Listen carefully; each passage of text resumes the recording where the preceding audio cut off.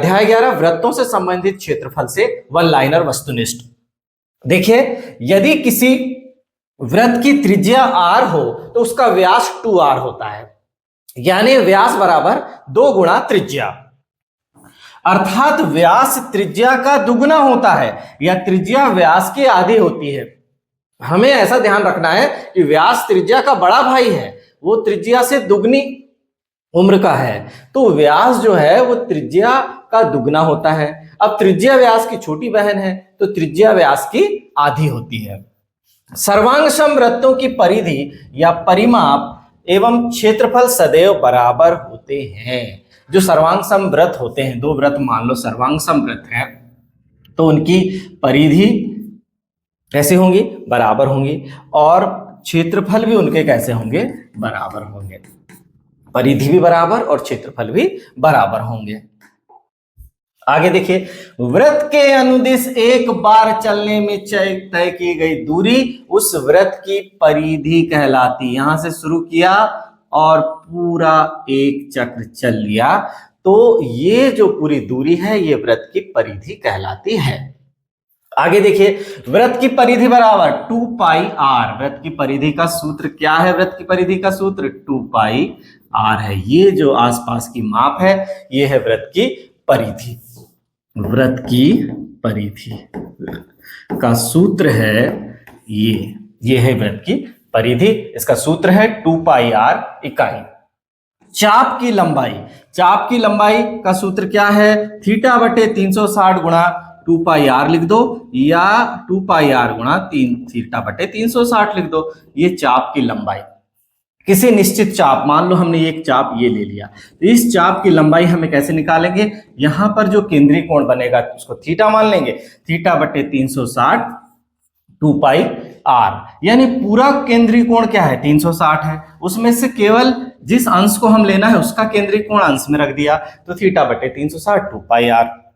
वृत्त की परिधि के मध्य बिंदु, मध्य घिरे हुए क्षेत्र की माप वृत्त का क्षेत्रफल कहलाती है।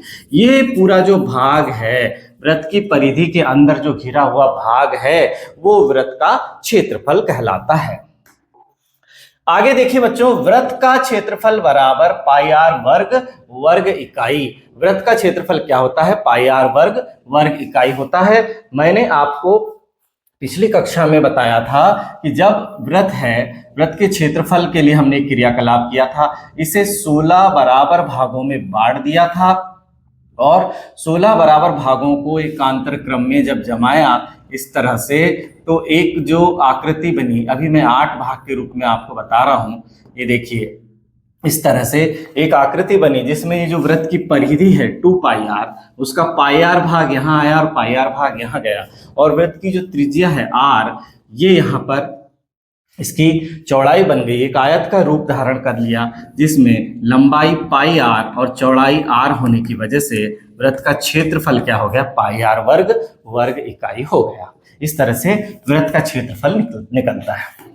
108 नंबर पर देखिए, एक वृत्तीय क्षेत्र का वह भाग जो दो त्रिज्याओं और संगत चाप से घिरा हो, परिबद्ध हो, उस वृत्त का एक त्रिज्यखंड कहलाता है।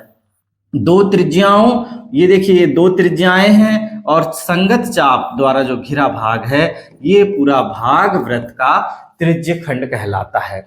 वृत्तीय क्षेत्र का वह भाग जो दो त्रिज्याओं और संगत चाप से घिरा हो, परिबद्ध हो, उस वृत्त का एक त्रिज्यखंड कहलाता है। आगे देखिए, वृत्त के त्रिज्यखंड के क्षेत्रफल का सूत्र क्या है? थीटा बटे 360। अब यहां पर भी केंद्रीय कोण क्या है? थीटा है। त्रिज्या कितनी है? r है, इसे हम लिख देंगे थीटा बटे 360 गुणा पाई r वर्ग वर्ग इकाई। ये है वृत्त के त्रिज्यखंड के क्षेत्रफल का सूत्र। 110 नंबर पर देखिए, वृत्तीय क्षेत्र का वह भाग जो जीवा और संगत चाप से परिबद्ध हो, उस वृत्त का वृत्तखंड कहलाता है। ये वृत्त है, इसमें ये देखिए ये जीवा है और इस जीवा से ये संगत चाप है, तो ये इस भाग को हम क्या कहेंगे? वृत्तखंड। ये जो भाग, छोटा वाला भाग लघु वृत्तखंड, बड़ा वाला भाग दीर्घ वृत्तखंड। इसी तरह से छोटा वाला भाग लघु त्रिज्यखंड, बड़ा वाला भाग दीर्घ त्रिज्यखंड। इस तरह से बच्चों यहाँ पर हमें वृत्तों से संबंधित क्षेत्रफल से महत्वपूर्ण वन लाइनर वस्तुनिष्ठ मिलते हैं।